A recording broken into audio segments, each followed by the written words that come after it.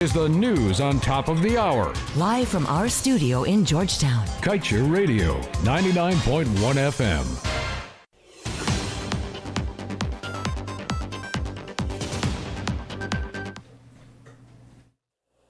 Good evening. Welcome to this evening's newscast on Kaieteur Radio. Kevin Smith here. Thank you for tuning in. Before we get to the news in detail, let's get to today's front page comment of the Kaieteur News.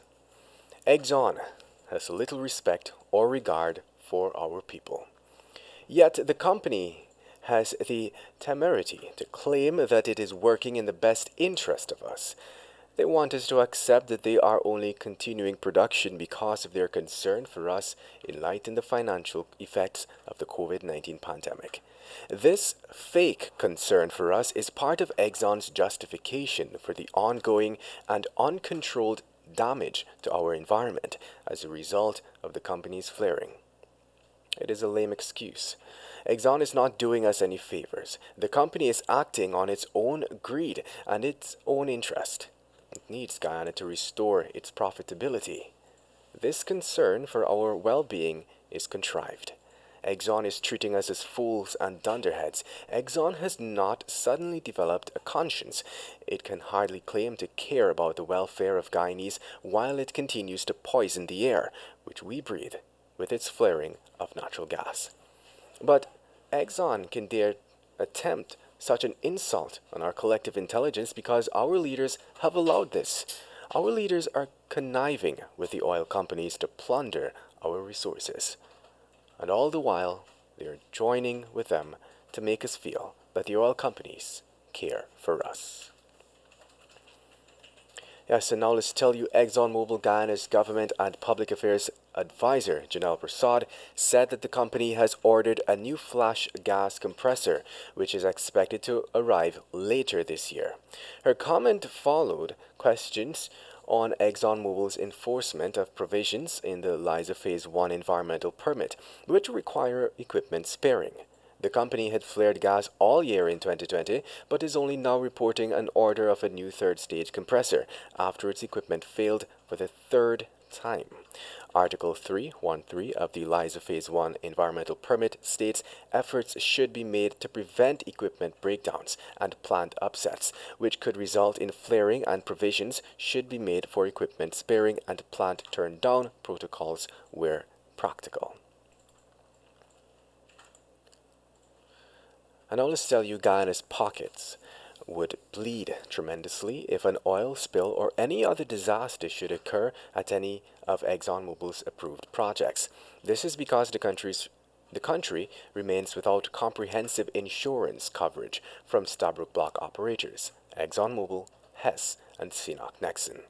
And while Vice President Bharat Jagdeo believes that Exxon and its partners should be the ones accepting liability for such disasters, the current administration has received no commitment from ExxonMobil detailing this. And still on the Vice President, he said yesterday that the government will conduct 4 studies into the proposed gas-to-shore project before it moves to implement its construction plans. This, he said, while noting that there have been adverse comments in the press that the government may be rushing forward without ensuring the project's feasibility.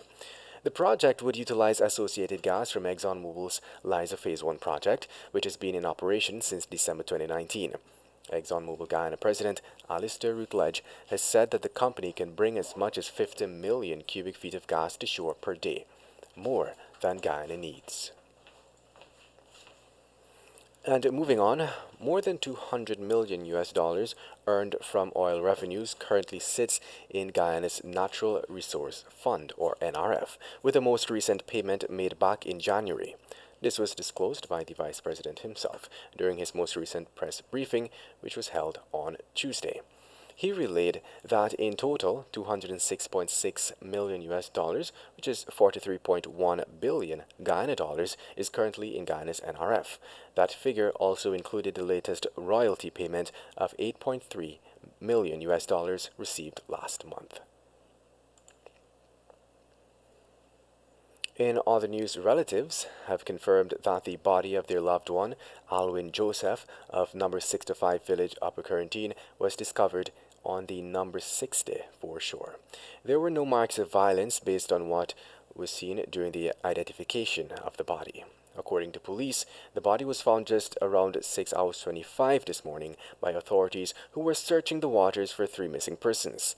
Authorities and relatives continue to search for 48-year-old Sharida Hussein and 75-year-old Babuni Harrier. The trio were left stranded on a sandbank in the Quarantine waters by the boat operators sometime around 2 a.m. on Tuesday. Hussein had managed to contact her son, who she told that they were left stranded and that the water was at her waist.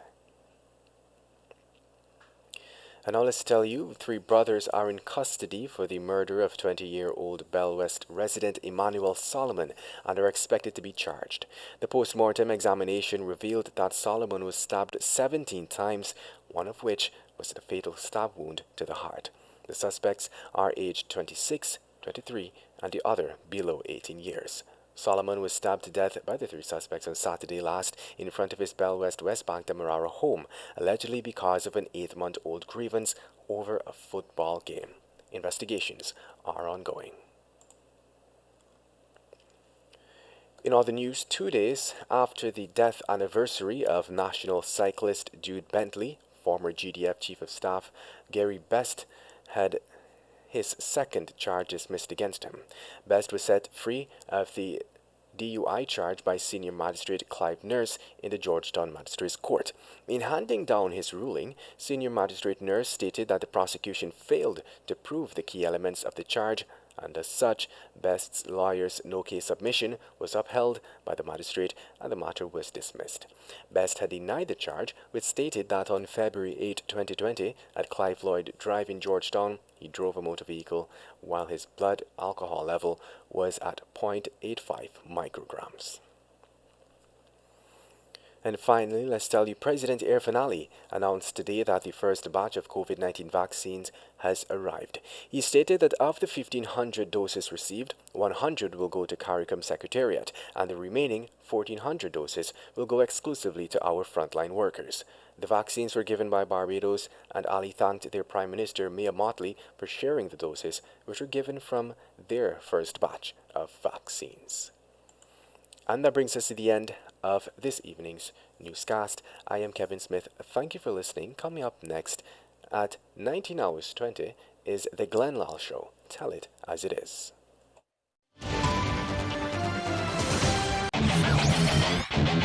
Want value for your advertising dollar? Then place your ads on Kaieteur Radio's newscasts.